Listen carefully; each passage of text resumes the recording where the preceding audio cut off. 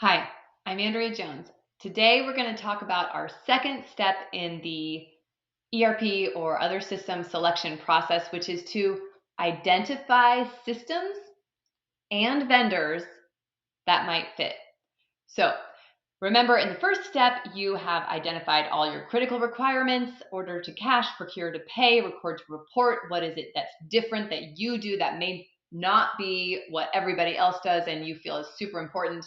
Don't even want to buy a system that doesn't do this.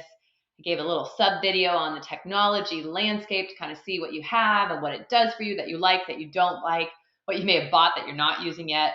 Uh, and what you may be looking at that has some features you like, so that you can really, that can help drive some of these critical requirements as well.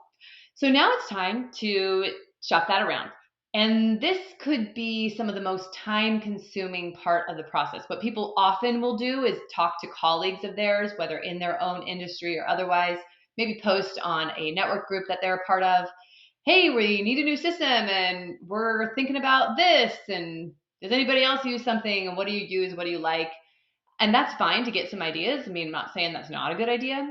What I am saying is it's good to cast a pretty wide net, but the goal in this step is to filter.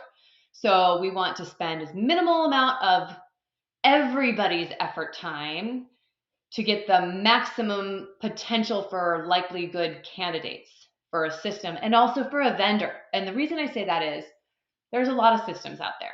And some of them are fairly well known: NetSuite, Acumatica, Microsoft Dynamics, Infor, some other big ones that you may have, SAP Business One. And those big systems often have multiple third-party resellers that sell the same system. And I'll use NetSuite as an example. There's lots of NetSuite vendors out there that can sell you that software. Software might be the same, but the vendor and how they work with you might be different. NetSuite themselves might sell direct, and that also might be different. So just because you may think the software is the same no matter who sells it, maybe. However, I think there are still some differences in the nuances in that partnership. We're going to talk about that in a later step, but be aware you might want a couple of options, even if it's the same software with respect to vendors. And then there's sometimes our industry solutions. So if you're in heavy equipment, for example, you might be looking at eEmphasis or Aptian's EquipSoft. So there's specific things, and food has its own as well. I'm going to stop with specifics, but there's industry systems. So talking to colleagues and getting a feel, that's not a bad idea. You might want to consider both. But the first round of, casting this wide net is, what's really critical. And what we typically do running this process is we do that sort of desktop research for you, make sure that the critical boxes are checked.